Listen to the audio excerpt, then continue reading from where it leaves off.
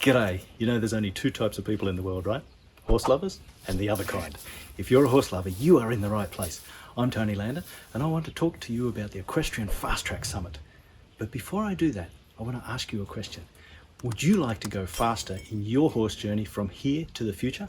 Would you like to go further and faster? That's a good question. Maybe another question. If you went back and redid your horse journey, do you think you could do it faster for you? Could you do it better for you? And here's the real one. Could you do it better for your horse? This question we asked 18 equestrian experts. My name is Francie Hertelendi, and Tony and I gave them following scenario. They're traveling back in a time machine to find their younger self with all of their knowledge, experience and expertise, to then have 5 years to coach their younger self through to expert status. So we asked the experts to present a 6 to 12 point framework or strategies that they would use to fast track themselves in their own journey if they redid it again. That is, not themselves, but their younger self. So they're coaching their younger self through to expert status. So we asked, would they do something different than they did? Would they be able to prevent going down dead ends? Would they be able to keep on track even better than what they did on their own journey? These are the things that we asked.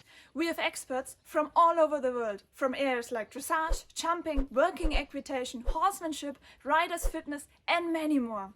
And the great thing is, they didn't present all of the same strategies. Some talked about topics like vision, the big why, authentic self, defining what does success mean to you, doing self-development, meditation, finding a mentor, priorities and principles, and there's so much more value. So I just want to be really clear. This summit is not about horse training. It's not about pushing the horse. It's not about getting the horse faster to a point. Horses take time. It's about the expert, how they would train themselves or how they would coach you if you could get them to do that for you. So if you want to increase the speed of your journey from here on, if you want to go further and you want to go faster, you should watch these presentations by these 18 experts. There are 6 presentations on each of 3 days in the summit, and it's free. You can find out how to get there, what things you should concentrate on, what you should look at, how you can develop yourself. It's all about how you can go faster. So what follows is some really short extracts of some of the speakers' presentations for you to enjoy and just get the snippets and the gems from the presentations. And then when you're ready, get registered so you can see the whole presentations on the 14th to the 16th of September. My first piece of advice for myself going back would be to create a real vision. To have a vision that is clear and that is based on who you are and what is important to you. From the values that you have, what you hold dear to you, what's important to you, how you've been influenced, and the values that are created from your parents and the people that you look up to from the beginning, and that you get this real clear vision of what you want to do. And that is more to do with a clear vision, young Tristan, of who you want to become. It's not so much about the accolades or, getting a certain amount of horses in track. In the life, actually, but especially in our sport, too many times we have people that say it is like this because everybody say that it is like this because everybody did like that, because this is how it works, this is how. For me, this is the biggest limit that we make with ourselves. And to be really aware that there is no truth, but everything can change and everything can be the opposite, and allow yourself to experiment with the right attitude and do all the things that you feel that can be useful and nice for yourself to grow up like a person or with the relation with other people or with the horses. Make you able to judge the only trainer that is the horse in my profession, but also, the experience in the life. So I get this mare, I get 2 concussions in one summer, and I don't know what to do. This horse doesn't like me. I have this dream of most of us who were bitten by this bug of horsemanship and horses, we have this dream of being connected and being with this horse and having this horse as our pet.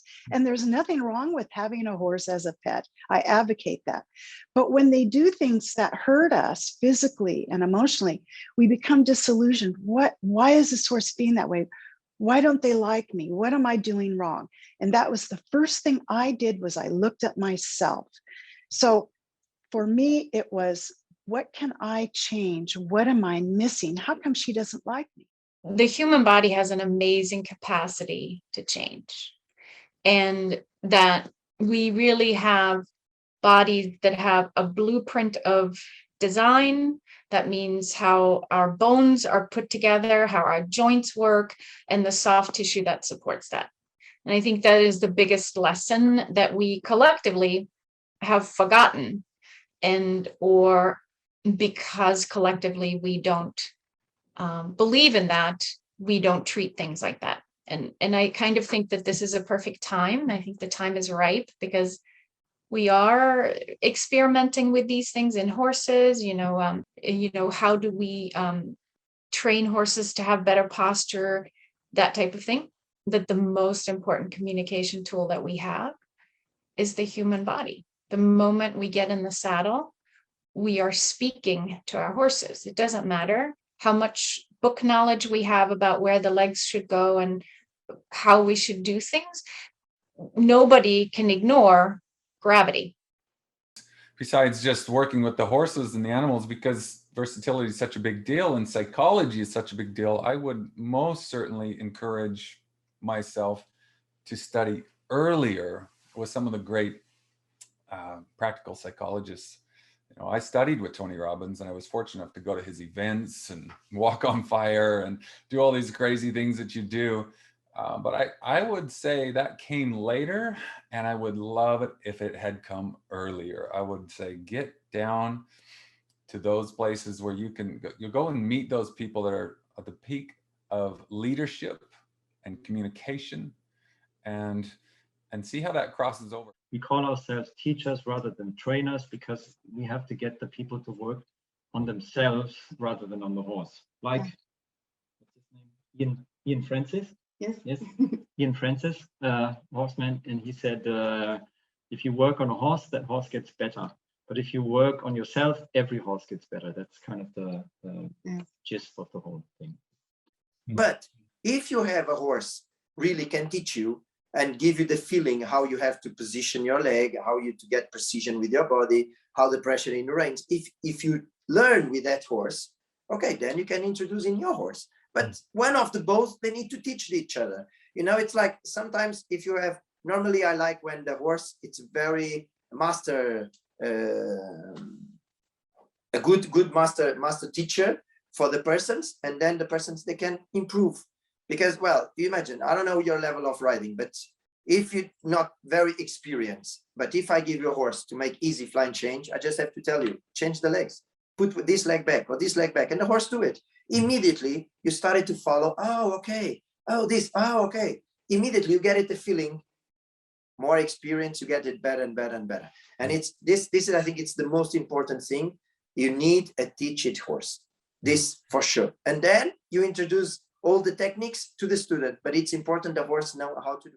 To have a good life with the horses, you don't need only to ride very well, to have a fantastic legs, a fantastic hand, a fantastic sitting. You need to live during your life much experience with the horses. Positive, some ones know so much positive. I never tell negative, because the negative, it's all time a lesson. And it's that is important, that give to you one philosophy of life, one philosophy that the horse and the dress of the horse, it's inside of your heart and in your mind.